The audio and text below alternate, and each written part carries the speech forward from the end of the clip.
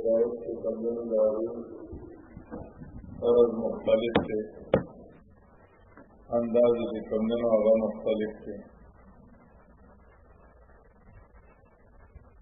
अवल शाज से जाहिर इख्तिलाफ दोबारा दो रिवायतों आगा जिक्र की, यानी अवल दलील नफली जिक्र की, वजरी रिवायात अगर आवड़ी और आयात करीमा इस्तिदलाल थी। रियासत से दखल दावी वजाहत थी, दखल दावी चिकंदनों वजाहत थी। इंसान द पैदाइश और जिल्लत के इख्तिलाफ और जिक्र की। हदीस मुबारक के राज़ी इज़ा समिअतुम बिजबलिन ज़ाला अन मकानिही फसद्दिक़ूहु, कल यो घर बार के वरी चिले दखल जाए न कमर बदल शो नदाव माने कल दावा वरी इज़ा समिअतुम बिरजुलिन तग़य्यरा अन खुल्क़िही फला तुसद्दिक़ू बिही, कल दावा वरी चियो सड़ेल माजूबिला अलैहि नवाड़ेल बकम यो सिफत से पैदा कृष्णो माजूबिला अलैहि मजबूल अलैहि और दे दागे नवाड़े नदान मने देखा फ़इन्नहु यसीरु इला माजूबिला अलैहि दे वजिया ता चिकम वाले पैदा कृष्ण अदे हदीस मतलब की इख्तिलाफ से ज़्यादा तवज्जो मशहूर अदा के देना मुराद तकदीरी फैसला,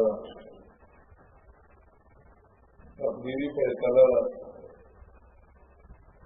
अल्लाह रब्बुल इज़्ज़त बाज़ार की रज़क़ तफ़सील निकल है या साइफ और या शकी मदाद में नौ बाता शिदीन और तकदीर व बदल शी जो सड़े निकले साइफ से और वो शकी थी और वो सड़े निकले शकी थी और वो कुछ साइफ बात कमदानों रसूलन अलैहि का लगता वो तब्दील इल्म अल्लाह ने अगर ये मतलब दार से अल्लाह ताला शांति मालूम हो गया और कबर कबर शांति हो लगे जरा दा सिस्टम ने निकले या दिलवजी जाहिर के साथ सदर गुमराह कारी और कभी हुक्म जो जाती करे उनका पता नहीं से सीधे निकले संगरे ये से अल्लाह रब्बुल इज़्ज़त रजुआत का आखिरी मरहलों के लिए ईमान से नसीब की और ईमानदार की और सड़े का सड़े ने कारी देर ज्यादा बने कारी और आखिर किसी कमजोर में दाद डंडी उलड़ी रखा दूसरा फ्लू वारिश और दूसरा किसी दाइयों तौहीद हदीस जो तौहीद से कमजोर आगाशाह से रहमतुल्लाह ताला की जिल्लत का मुराद पैदाइशी साख से रकम बंदा मुनासिब चिकन साख को अल्लाह रब्बुल इज़्ज़त सगा गला और करे नजर रूहानियत सन पकारो नजर दीनियत सन पकारो वदी के तवाज़ुन सन पकारो संग तरीके से अल्लाह रा जमा करी दे पे और खास इत्तिदाल पर कैफियत पाने पैदा से जरा मुनासिब हो आगा इत्तिदाल कैफियत ना देने से बदले दे आगे न बदलेगी तो जाहिर की तो इश्काल की कि तरबियत तालीम और तस्कीर का मतलब है چې موږ تعلیم کوو تربیت کوو او موږ فکر کړو چې تعلیم تربیت تزکیه هغه له محل برابر کې مناسب ځای ته کړي چې کله تعلیم تربیت تزکیه نه وي نو بیا د محل استعمال له هغه طاقتونو هغه د خواهشاتو او یا د ماحول مطابق وي د خواهشاتو یا د ماحول مطابق وي او چې کله چې کمدنو تربیت وشي تزکیه وشي وخت په قوتونه وي خو په صحیح ځای کې څه دي استعمال شي نو ازاله نه کېږي خو اماله راشي لکه یو سړی چې کمدنو هغه بزدل دی بې غیرته دی لکه دله غونته دی دا به راشي لکه د هغه پیدایشي ساعت دا د بدن سره تعلق لري د هغه پیدایشي بهیمیت کې چې کمدنو لکه شجاعت نشته شجاعت پکې نشته هغه حیوان جنس دی که نه هغه کې چې کمدنو ګیدړتوب دی عصبتوب پکې نه دی ګیدړتوب دی پکې اوس چې د هغه کله تربیت وکړی شي نو هغه دا یاره چې دا مناسب ځایونو ته واوړي هغه بیا چې کمدنو غیر مناسب ځایونو کې نه یارېږي مناسب ځایونو کې به هغه یاره کوي د هغه یاره به هم په صحیح ځای کې شي استعمال شي یو سړي کې پیدایشي شجاعت دی نو دی به چې کمدنو هر چاله سوک ورکړي څپېړه به ورکړي چې کله تربیت وشي شجاعت ته په صحیح ځای استعمالېږي د جبلت نه مراد هغه پیدایشي هغه نفسانی یا ملکی هغه چې کمدنو څیزونه دي چې دا په انسان کې دي څوک چې سم طریقې سره پیدا دی په هغه طریقې سره پیدا دی هغې کې ختمېدل نه راځي البته اماله به کیسې کېدی شي راځي په تعلیم تربیت وحي دا د امالې لپاره دي دا د امالې لپاره دي د دې نه بل وضاحت سره روایت یو اوږد روایت دی نبی علیہ الصلوۃ والسلام چې کمدنو اول په خلقو کې د ایمانی تفاوت ذکر کړی دی چې په خلقو کې ایمانی طریقې سره تفاوت دی ځینې پیدایشي مسلمان غټ شي مسلمان مړ شي ځینې پیدایشي کافري پیدایشي کافري لوی کافر شي مړ کافر شي ځینې پیدا مسلمان شي لوی چې کمدنو کافر شي او مړ مسلمان شي ځینې پیدا کافر شي او لوی چې کمدنو وخت تیر کې ژوند تیر کې د ایمان کې او مړ کافر شي ځینې پیدا مومن شي ژوند د ایماندارۍ تیر شي او مړ په کفر شي دارنګه مختلف نبی علیہ الصلوۃ والسلام وایي اوږد روایت دی بیا نبی علیہ الصلوۃ والسلام هغه کې فرق ذکر کړ اخلاق ورمو چې ځینې داسې دي چې هغه چې کمدنو غوسه کېږي زره نو غوسه یې سړېږي هم زره او ځینې داسې دي چې هغه غوسه کېږي نه خو چې غوسه شي بیا غوسه سړېږي نه ځینې داسې دي چې بطیء الغضب هغه چې کمدنو غوسه کېږي هم په مزه او غوسه یې بیا سړېږي هم په مزه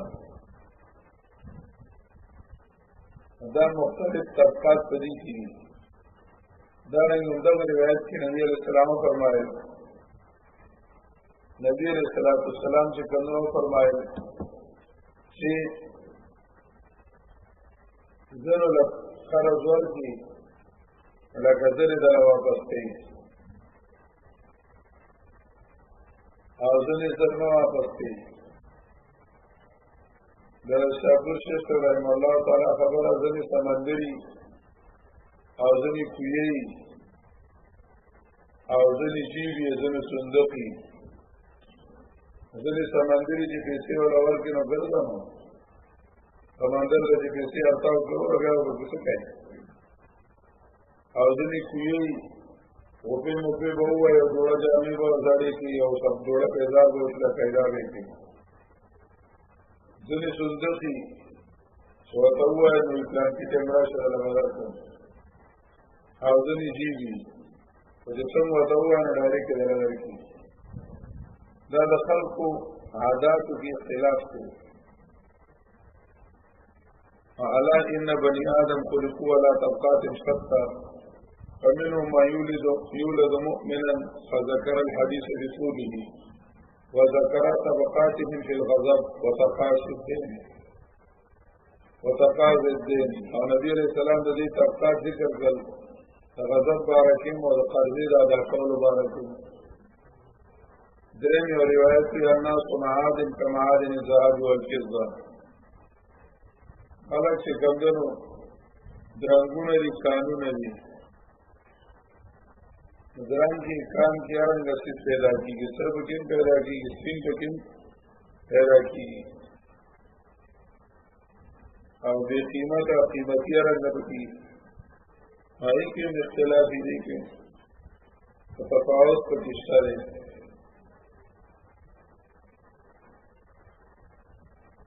معادن کمعادن الذهب والفضه. بل آیات کریمه وقال الله تعالی قل كل يعمل على شاکلته. ورته وایي تاسو هر یو عمل کوئ لګیا یې على شاکلته په هغه طرز او په هغه طریقه چې په کومه پیدا کړی شوي یې، په کومه څنګه چې پیدا کړی شوي هغې باندې او په هغه طرز او طریقه باندې صحیح لګیا یې. دا شرط د نقل نه استدلال په دومره داسې آیاتونه او حدیثونه ډېر دي په تفاوت کې. نبي علیه الصلاة والسلام فرمایلي چې کله آدم علیه السلام ته الله خپل اولاد وښود نو آدم علیه الصلاة والسلام الله نه تپوس وکړو وی دا د ټول برابر کړي ولې دي چې ټول یو شانتي وي، ټول سره یو شانتي وي. الله رب العزت ته فرمایي انی احب ان اشکر. زما محبت دی چې زما چې کمدنو قدر وکړی شي. چې خلکو کې تفاوتي اونج نیشي پته لګي بیا ورته شکر مرتبه راځي، ټول یو شان دي بیا خو شکر نه راځي. قرآن مجید ویلي ورفع بعضکم فوق بعض درجات لیبلوکم فیما آتاکم. تفاوت شته ابتلا ده، تفاوت شته ابتلا ده. دا حدیث مبارک کې اوږد روایت کې راغلی دي الله رب العزت د ځمکې نه خاوره راواخېسته کمالي سلشانې خو د ځمکې د هرې حصې نه پکې راغله فجاء بنو آدم على قدر الارض. نو بني آدم چې کوم هم د ځمکې په اندازه راغلل په خاوره مختلف، نو رنګونه مختلف، خاوره مختلف، نو عادات مختلف. نبی علیہ السلام بیا تفصیل کړی دی اختلاف السنتکم والوانکم، لهجې مختلف، رنګونه مختلف. دا اختلاف شته، دا ظاهري اختلاف هم دی او باطني اختلاف هم دی. شاه صاحب د دې لږ وضاحت کوي، دی بلکل خبره د دې په ذکر کوي چې دې تاسو مونږ له مخکې نه وویل چې انسان د دوو قوتونو نه مرکب دی. یو قوت ملکیه دی چې دوی باندې د انسان انسانیت دی، او دویم قوت بهیمیه دی. قوت ملکیه چې دو قسمه ده ملکیه اعلا او ملکیه چې کمدنو ادنا. قوت ملکیه چې انسان اعلا چې کوم دی هغه کم یو دی هغه مناسبت دی د ملای اعلا سره. اگر دا مونږ ویلو چې انسان د شاکفونیز باندې هڅه شی دی المتشبه بالملکوت چې په ځمکه باندې د فرشتو په شانتي وخت تېروونکی په ځمکه باندې د فرشتو په شانتي وخت تېروونکی. اوس تشبه بالملکوت ته ملائک دو قسمو یو ملای اعلی او بل ملای سافلو. یو د اعلی درجې فرشتي مقربین حاملین العرش فاتحین حول عرش. ملای اعلی دفتر والا دا چې دي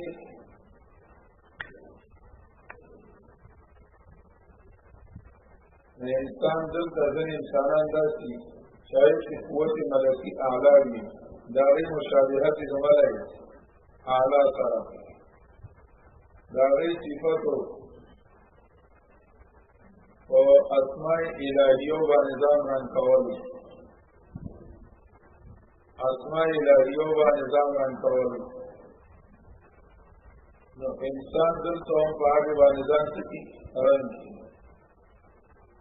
تخلق به اخلاق الله وکړي.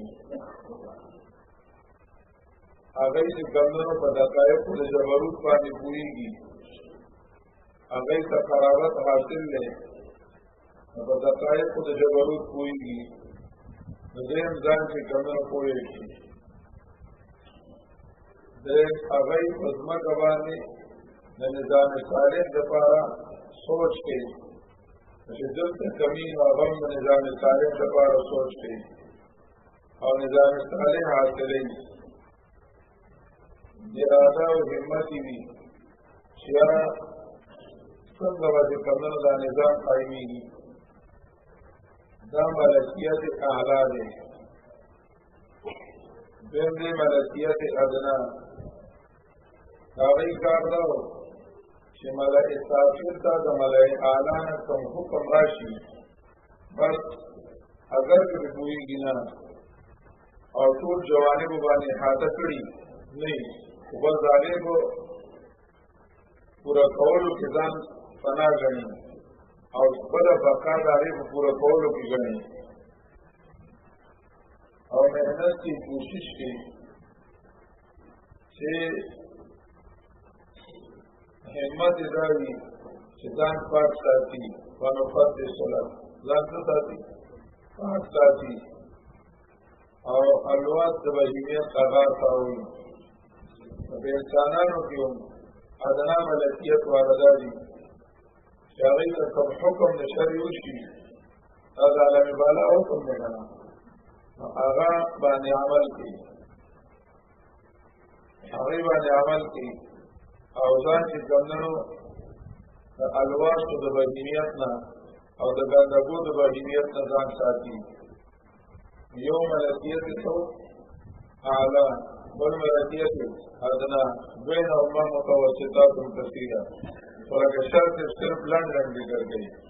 ملکیت څه شی اعلی ملکیت ادنا تلقیص والدلیل ولها طرفان حد الاعجاز وما يخرج منه او بل اسفل چې انتهى قد اصوات الحيوانات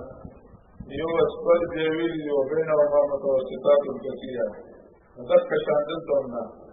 ځینې به قریب الی الاعلی وي صحیح شو که نه او ځینې به ادنا نه لږ بړې وزنه طرف ته به ځي قریب وي. وإن شئت أن تستجلي ما فتح الله علي في هذا الباب کستا اراده وي چې ته واضح حقوق وشي په هغه باندې پرانستي دي الله ما ته په دې باب کې وفهمني من معاني هذه الاحاديث او دې په دې حدیثونو په معنا باندې پوهه کړی یم هغه ووایه. فاعلم ان القوة الملکیه ځان پوه کړه چې قوت ملکیه تخلق فی الناس علی وجهین دا چې کومه پیدا کیږي په خلکو کې په دوه طریقو احدهما الوجه المناسب للملأ الاعلى الذين شأنهم الانتباه بعلوم الاسماء والصفات هغه ملأ اعلی چې صفات د دې څه شی دی ځان رانکول په علوم د اسماء او صفاتو ومعرفة دقائق الجبروت وتلقي نظام على وجه الإحاطة به واجتماع الهمة على طلب وجوده دا ملکیت اعلی دی داسې علما وویني اوس په وخت کې چې د هغې به دا همت وي والثاني الوجه المناسب للملأ السافل هغه چې کوم ملأ سافل سره مناسبت الذين شأنهم انبعاث بداعية فترشوا عليهم من فوقهم داسې به کشرانو کې ومومي عوامو کې طلباو کې چې بس هغې ته خبره کېږي نو مني نه کوي الذين شأنهم انبعاث بداعية فترشوا عليهم من فوقهم حال الذي أغرق وتركيدل دي فأغبائش شراب قاضي دي تدبارنا من غير إحاطة وأغر شكلال بكويدنا ويبطنهم منون ولا اجتماع الهمة ولا المعرفة ونورانية ورزن للألواس البهيمية او دې کې چې ګمدنو بل صفت دې نورانیت ته او لفظ د الواس د بهیمیت څرګندونه د بهیمیت هغه ځان لري کوي وکذالک القوة البهیمیه